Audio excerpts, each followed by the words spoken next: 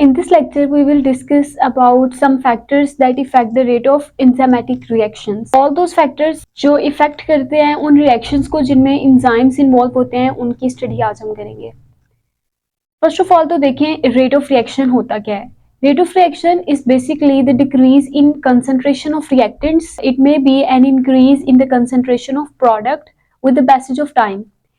Time गुजरने के साथ साथ कितनी कंसंट्रेशन में डिक्रीज आ रहा है रिएक्टेंट्स की और या फिर कितनी कंसंट्रेशन में इंक्रीज आ रहा है प्रोडक्ट्स की, ये रेट ऑफ रिएक्शन हमें बताता है. अगर जो है वो कंसंट्रेशन में चेंज ज्यादा आ रहा है तो रेट ऑफ रिएक्शन भी ज्यादा होगा. अब ये जो चेंज है ये दो तरह से हो सकता है, या तो इंक्रीज हो सकता है कुछ या डिक्रीज हो सकता है. In the case of reactants time गुजरने के साथ साथ रिएक्टेंट्स की कंसंट्रेशन डिक्रीज होती है, बट अगर बात की जाए प्रोडक्ट्स की कंसंट्रेशन की तो with the passage of time products की कंसंट्रेशन जो है वो इंक्रीज होती है. तो दोनों पर्सपेक्टिव से इसको देखा जा सकता है. तो जितना कंसंट्रेशन में चेंज ज्यादा होगा उतना रेट ऑफ रिएक्शन ज्यादा होगा, और जितना कंसंट्रेशन में चेंज ज्यादा होगा कम टाइम में उतना रेट ऑफ रिएक्शन भी ज्यादा होगा. इसको दो तरह से देखा जा सकता है, मतलब रेट ऑफ रिएक्शन का कंसंट्रेशन चेंज के साथ डायरेक्ट रिलेशन है और रेट ऑफ रिएक्शन का टाइम के साथ इनवर्स रिलेशन है. जितना टाइम कम होगा उतना रेट ऑफ रिएक्शन जो है वो ज्यादा होगा. Now in case of enzymatic reactions, ऐसे रिएक्शंस जिनको एंजाइम स्पीड अप करता है उनमें क्या होता है basically all the reactions which are enzymatic in nature, उनमें एंजाइम्स का काम है टाइम को डिक्रीज करना. किस टाइम को? Time for the change in concentration, to decrease the concentration of reactants और to increase the concentration of product. Enzymes जो है वो उस टाइम को डिक्रीज कर देते हैं जिससे रेट ऑफ रिएक्शन इंक्रीज हो जाता है. एंजाइम बेसिकली रिएक्शन को जब कैटेलाइज करते हैं तो वो उनके स्पेसिफिक स्ट्रक्चर की वजह से, as you know that enzyme जो है वो कैटालिसिस का प्रोसेस करते हैं with the help of their active site. तो एक्टिव साइट में कुछ न्यूक्लियर कुछ चार्ज्ड पोर्शन होता है जिसकी वजह से कैटालिसिस होती है. नाउ अगर वो स्पेसिफिक शेप या कन्फिगरेशन एंजाइम की डिस्टर्ब होगी तो इससे रेट ऑफ रिएक्शन के ऊपर बहुत ज़्यादा इफेक्ट होगा. So to maintain the specific shape और to maintain the specific configuration of enzyme is very important. लेकिन कुछ ऐसे फैक्टर्स हैं, एक्सटर्नल फैक्टर्स हैं that may change the shape of enzyme or indirectly they change the or they disturb the rate of reaction. So external factors including changing pH, temperature, changing enzyme or substrate concentration would disturb the rate of reaction. Now we would discuss the change in different external parameters and their effect on the rate of reaction. The first parameter that affect the rate of reaction is enzyme concentration. अब हम देखेंगे कि enzyme concentration किस तरह rate of reaction को effect करती है. Means rate of reaction के साथ इसका डायरेक्ट रिलेशन है या फिर इसका इनवर्स रिलेशन है, क्या इफेक्ट शो करते हैं enzyme concentration rate of reaction के ऊपर. तो यहाँ पे कुछ फैक्टर्स को जहन में रखना बहुत इंपॉर्टेंट है एंजाइम कंसंट्रेशन का इफेक्ट स्टडी करते हुए. First of all enzyme concentration को स्टडी करते हुए दो चीज़ों को ध्यान में रखना होता है. First one is at constant temperature and pH. So जब भी एंजाइम कंसंट्रेशन को चेंज करना है to effect the rate of reaction तो टेम्परेचर और पीएच जो है वो कांस्टेंट होना चाहिए. एंड सेकंड वन जो सबस्ट्रेट कंसंट्रेशन है that would be unlimited. Means unlimited substrate molecules होंगे तो रेट ऑफ रिएक्शन के ऊपर एंजाइम कंसंट्रेशन का जो चेंज है वो स्टडी किया जा सकता है. And that relation would be direct, means that rate of reaction is directly proportional to the enzyme concentration. It means that जितनी enzyme concentration जो है वो increase की जाएगी rate of reaction जो है वो उतना ही increase होगा. ऐसा क्यों होता है? More enzymes इसका क्या मतलब होगा कि मोर एक्टिव साइट अवेलेबल हैं, जितने इंजाइम ज़्यादा होंगे उतनी एक्टिव साइट्स भी ज़्यादा होंगी, और जितनी एक्टिव साइट्स ज़्यादा होंगी उतनी ज़्यादा जो है वो स्पेस अवेलेबल होगी सबस्ट्रेट मॉलिक्यूल्स को, और वो उनके साथ अटैच होकर जल्दी से कैटालिसिस का प्रोसेस होगा और वो कन्वर्ट हो जाएंगे प्रोडक्ट्स में। तो मोर चेंज आएगा कंसंट्रेशन में, और मतलब इसका मतलब यह है कि मोर डिक्रीज होगी concentration of reactant and more increase होगी कंसंट्रेशन ऑफ प्रोडक्ट। तो इससे रेट जो है वो ज़्यादा होगा और रिएक्टेंट्स जो है वो कन्वर्ट हो जाएंगे प्रोडक्ट में इन लेस टाइम। अच्छा, अगर हमारे पास जो है वो एक एंजाइम मौजूद है तो वो भी रेट ऑफ रिएक्शन को इंक्रीज करेगा, लेकिन अब जहाँ पे एक एंजाइम सब सारे सबस्ट्रेट्स को डील कर रहा है, वहां पे अगर ज्यादा एंजाइम्स आते हैं, हर एंजाइम इंडिविजुअली एक सबस्ट्रेट को ट्रीट कर रहा होगा, तो टाइम जो है वो रिड्यूस हो जाएगा to complete the reaction. So that is the benefit of increase in substrate enzyme concentration. But ये वाली स्टेटमेंट तब तक वेरीफाई हो सकती है जब तक अनलिमिटेड सबस्ट्रेट कंसंट्रेशन हो, या फिर सबस्ट्रेट कंसंट्रेशन जो है वो एंजाइम कंसंट्रेशन से ज्यादा हो।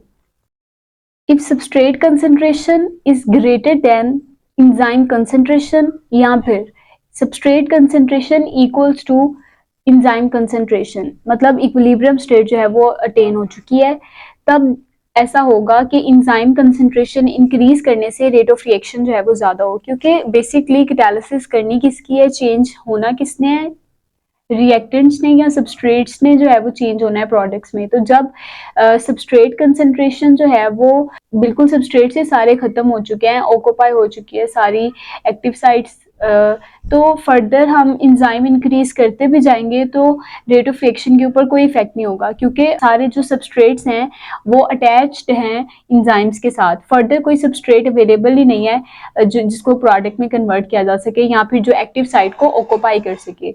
सो अगर सबस्ट्रेट कंसंट्रेशन इक्वल हो जाए इंजाइम कंसंट्रेशन के, इसके बाद इंजाइम कंसंट्रेशन को इंक्रीज करने से रेट ऑफ रिएक्शन के ऊपर कोई इफेक्ट नहीं होगा, क्योंकि कोई सबस्ट्रेट ही जो है वो यहाँ पे मौजूद नहीं होगा to occupy the active site. Now graphically अगर इस रिलेशनशिप को स्टडी किया जाए तो कुछ इस तरह का ग्राफ बनेगा। If a graph is drawn between rate of reaction on y-axis and enzyme concentration on x-axis, a straight line would be obtained. तो ये स्ट्रेट लाइन जो है वो आपको नजर आ रही है, और इंक्रीजिंग स्ट्रेट लाइन जो है वो किस चीज को रिप्रेजेंट करती है, ये रिप्रेजेंट करती है डायरेक्ट प्रोपोर्शनैलिटी को। It means that rate of reaction is directly proportional to enzyme concentration. जिस तरह इंजाइम कंसंट्रेशन जो है वो बढ़ती जा रही है, उसी तरह रेट ऑफ रिएक्शन जो है वो बढ़ता जा रहा है। You can see that.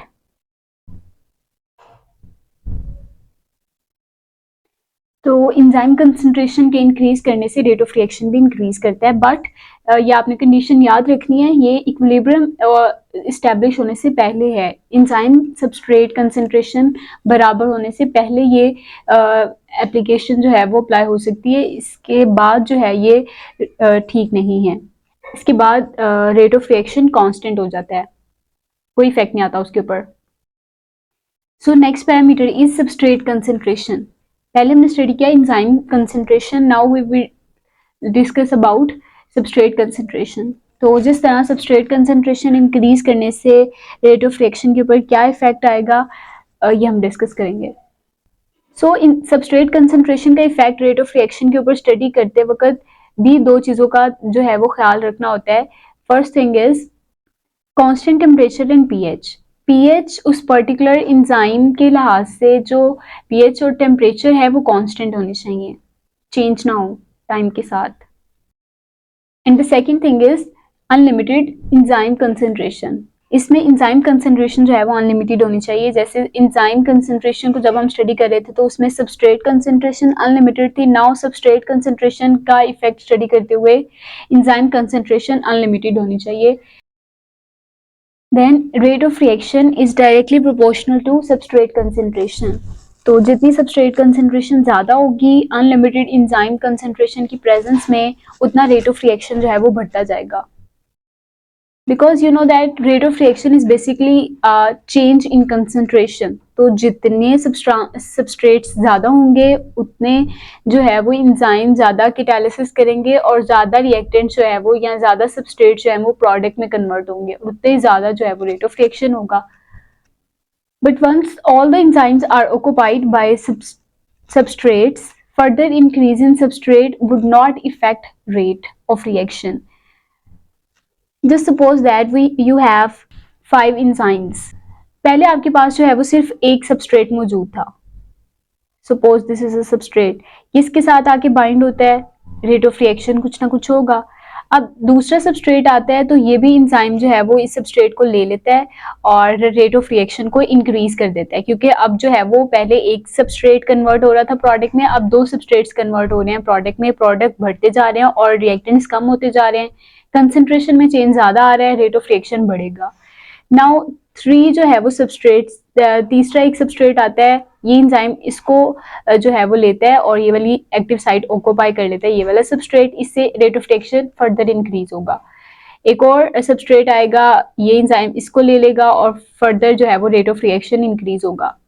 Further एक और सबस्ट्रेट आएगा और इस एंजाइम को ऑक्यूपाई करके रेट ऑफ रिएक्शन इंक्रीज कर देगा।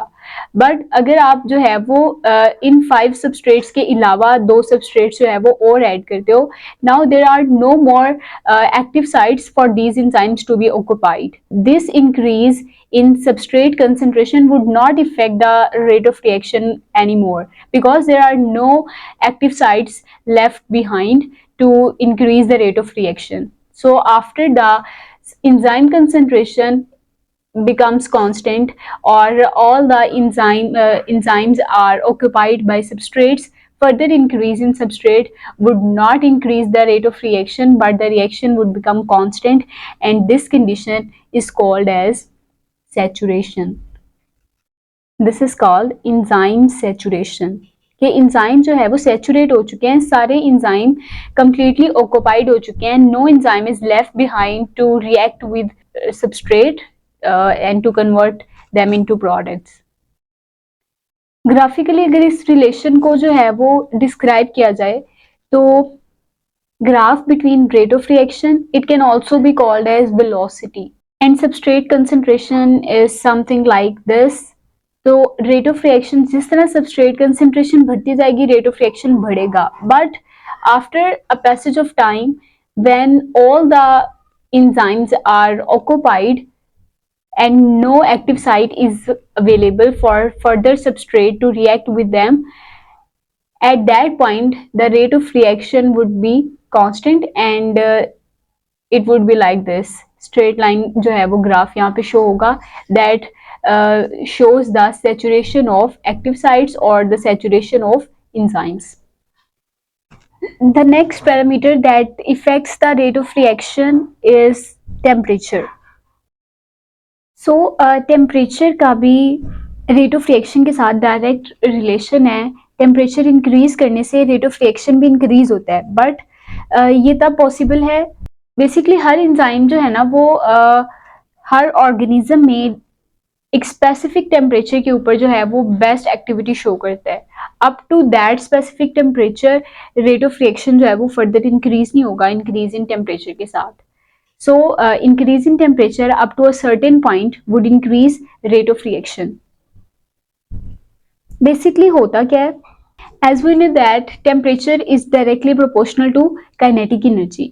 As temperature increases, kinetic energy of both substrates and enzymes molecules also increases. And by increase in kinetic energy, kinetic energy you know that motion की वजह से होती है, तो इससे काइनेटिक एनर्जी इंक्रीज होने से मोशन जो है वो इंक्रीज हो जाएगी और मोशन इंक्रीज होने से देयर कोलिजन फ्रीक्वेंसी भी जो है वो इंक्रीज होगी।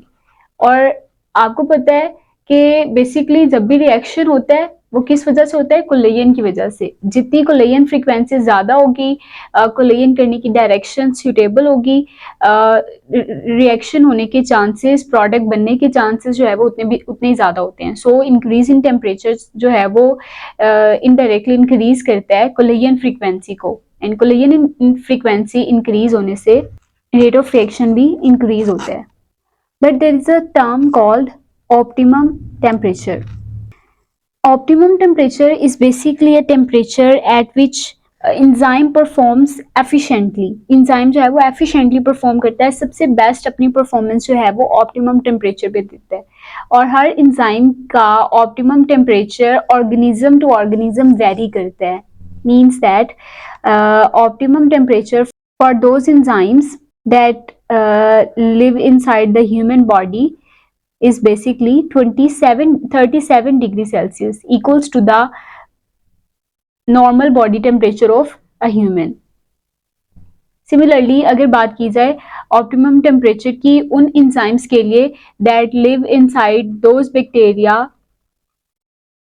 जो hot springs में रहते हैं, that is 70 degree Celsius, even more than 70 degree Celsius. तो वो इंजाइम्स जो है वो 70 के ऊपर सबसे बेस्ट परफॉर्म करेंगे, जबकि वो इंजाइम्स जो ह्यूमन ऑर्गेनिजम्स में है वो 37 डिग्री सेल्सियस के ऊपर जो है वो बेस्ट वर्क करेंगे. फर्दर इंक्रीज अगर इससे होता है, इस टेम्परेचर से या ऑप्टिमम टेम्परेचर से फर्दर टेम्परेचर इंक्रीज जो है वो इंजाइम के स्ट्रक्चर को भी डिस्ट्रॉय करता है और इससे रेट ऑफ रिएक्शन भी डिस्टर्ब होता है. Increasing temperature above optimum temperature would affect the globular structure of enzyme. Basically, you know that enzymes are proteins and are tertiary or quaternary proteins. So, by increasing temperature above optimum temperature may cause the unfolding, uncoiling of the polypeptide chains that would disturb the globular structure, and hence enzyme would denature. And by denaturation of enzyme, the rate of reaction, instead of increasing or remaining constant, it would decrease. Rate of reaction जो है वो decrease हो जाएगा. There is another term, minimum temperature. What is minimum temperature? अगर जो है वो temperature optimum temperature से डिक्रीज होता है तो रेट ऑफ रिएक्शन जो है वो आहिस्ता आहिस्ता डिक्रीज होने लग जाएगा, और एक टाइम आएगा कि रेट ऑफ टेम्परेचर डिक्रीज करने की वजह से इंजाइम्स जो हैं वो डीनेचर नहीं होंगे बट इनएक्टिव हो जाएंगे. इंजाइम्स इनएक्टिव होने का मतलब है इंजाइम्स काम करना जो है वो बंद कर देंगे, काम नहीं करेंगे, और वो टेम्परेचर जिसके ऊपर इनएक्टिव इंजाइम जो है वो दोबारा से एक्टिव हो जाए, that temperature is minimum temperature. So inactive और डीनेचुरेशन में फर्क है. डीनेचुरेशन जो है वो एक ऐसी कंडीशन है जिसमें इंजाइम का जो स्ट्रक्चर है ट्राई हो जाता है और दोबारा से उसको जो है वो नहीं बनाया जा सकता, लेकिन रीगेन नहीं किया जा सकता उसकी एक्टिविटी को. But in case of inactivity enzyme का स्ट्रक्चर नहीं डिस्टर्ब होता, बस उसकी फंक्शनिंग जो है वो इनहिबिट हो जाती है और मिनिमम टेम्परेचर के ऊपर जो है वो दोबारा से इनएक्टिव इंजाइम को एक्टिवेट कर दिया जाता है. Now here is the effect of temperature on rate of reaction. On the x-axis there is temperature and on y-axis there is rate of reaction, or maybe it is velocity. So you can see that जैसे जैसे जो है वो temperature increase कर रहा है इस तरफ 10 से 20, 20 से 30, 30 से 40, तो रेट ऑफ रिएक्शन भी जो है वो इंक्रीज कर रहा है. But this point represents optimum temperature, that is 37 degrees Celsius, 37 to 38 degrees Celsius in case of human enzymes. You can see that human enzymes जो है वो 37 डिग्री सेल्सियस के ऊपर बेस्ट परफॉर्म करेंगे and that temperature would be optimum temperature. But after an increase in temperature, after optimum temperature, rate of reaction would decrease because enzymes would denature. enzymes का structure जो है वो destroy हो जाएगा और rate of reaction further temperature increase करने के साथ साथ रेट ऑफ रिएक्शन डिक्रीज होता जाएगा.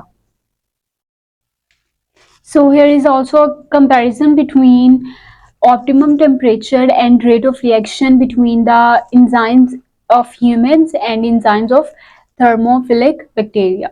So thermophilic bacteria are bacteria that live in very hot conditions. So you can see that in case of human, the optimum temperature is 37 degrees Celsius, and in case of bacteria, it lies between 70 to 80 degrees Celsius, somewhat like 65 degrees Celsius. Now there is another factor that affect the rate of reaction, and that factor is pH. So every enzyme has specific pH for its working, and that pH at which an enzyme works best is called its optimum pH. और हर enzyme की जो pH होती है, optimum pH होती है, वो specific होती है. Like in case of we have pepsin. Pepsin is an enzyme that works at in stomach to digest protein. So stomach की pH जो है वो वहाँ पे at the time of digestion lies between 2 to 3. So this is the optimum pH for pepsin. Similarly, we have another enzyme named as enterokinase. Enterokinase enzyme है, ये भी digestion में इन्वॉल्व होता है. मोस्टली पैंक्रियाटिक जूस में ये वहाँ पे मौजूद होता है. It has pH 5.5. So you can see the major difference between these two enzymes. Similarly, her enzyme की जो है वो different pH होती है. Like sucrase है, sucrase की 4.5 है. Salivary amylase we have it present in our saliva, oral cavity में ये होती है और ये starch के digestion के लिए होती है.